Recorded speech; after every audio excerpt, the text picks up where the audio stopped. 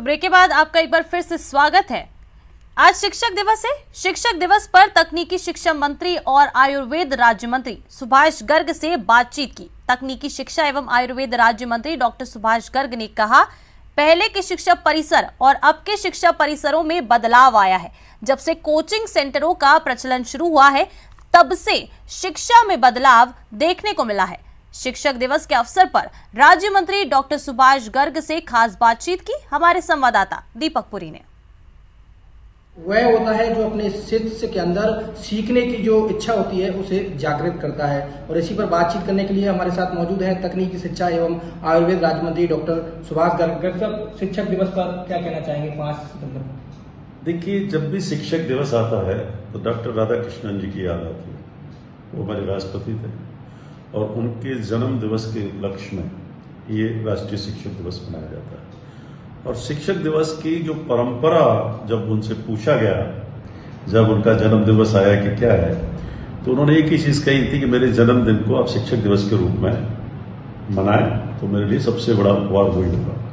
और उस रूप में शिक्षक दिवस जब भी हम मनाते हैं तो उसमें वो शिक्षक जो राष्ट्र के निर्माण में एक अपनी महत्वपूर्ण भूमिका निभाते हैं और जो आने वाली पीढ़ी है उस पीढ़ी को ऐसा एक दिशा देने का काम करते हैं जिससे कि आगे बढ़ करके वो युवा राष्ट्र के निर्माण में ही नहीं बल्कि राष्ट्र को सकारात्मक दिशा में ले जाते हुए अपना भी नाम रोशन करे और देश का भी नाम रोशन करे। और शिक्षा एक ऐसा प्रोफेशन है जो मेरा व्यक्तिगत मानना है, मैं खुद शिक्षक रहा हूं और जिसको मैं अन्य प्रोफेशन से डिफरेंट मानता हूं। और इस शिक्षा के क्षेत्र में एक समाज अपेक्षा रखता है शिक्षक से, उससे एक डिफरेंट तरीके की अपेक्षा रखता है कि उसका जो व्यवहार है, उसका आचरण है, उसका जो तौर तरीका है रहने का, वो एक डिफरेंट होना चाहिए, एक आदर्श होना चाहिए कि एक मतलब मैं कहना चाहूंगा कि वो व्यक्ति जो शिक्षक है उसमें ये देखता है कि कोई अवगुण हो ही नहीं सकता। एक समाज की एक अपेक्षा रहती है, इसी तरह से छात्र की अपेक्षा रहती है या छात्राओं की अपेक्षा रहती है।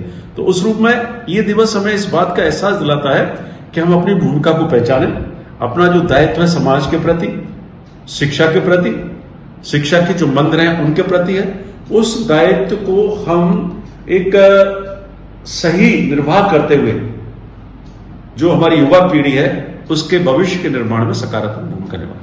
गर्ग साहब, आप 3 पायदान पर रहे हैं। आप शिक्षक नेता रहे हैं, आप खुद शिक्षक रहे हैं और अब तकनीकी शिक्षा मंत्री हैं। आपका अनुभव क्या कहता है कि किस तरह से शिक्षक और जो शिष्यों का तालमेल है वो होना चाहिए जिससे कि जो आगे की युवा पीढ़ी है उसको अच्छे उसमें ढलना चाहिए? देखिए, जो स्कूल्स, कॉलेजेस, यूनिवर्सिटीज में पहले जो शिक्षक का और शिक्षार्थी का जो एक संवाद रहता था वो कहीं ना कहीं मिसिंग हो रहा है। और जब से कोचिंग सेंटर्स डेवलप हुए हैं, एक नई एक वैकल्पिक पद्धति तैयार हो गई है कॉलेजों में या स्कूल्स में, स्कूल शिक्षा को छोड़ देने की कॉलेजेस में, यूनिवर्सिटीज में स्टूडेंट्स का आने का रुझान काफी कम हुआ है। प्रोफेशनल इंस्टीट्यूट्स की बात हम छोड़ दें तो ये कहीं ना कहीं एक इस तरह का प्रश्न पैदा करता है कि अल्टीमेटली ये क्यों हो रहा है, क्यों इस तरह हो रहा है। तो मेरा मानना है कि जो मैं महसूस करता हूं कि अब जो परिसरों में हमारे विद्यार्थी और शिक्षकों के बीच में कहीं ना कहीं संवाद कम है।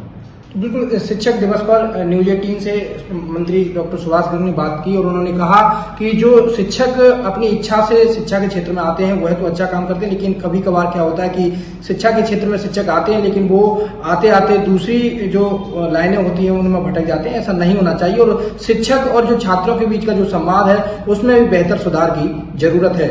दीपक पुरी, न्यूज 18, भरतपुर।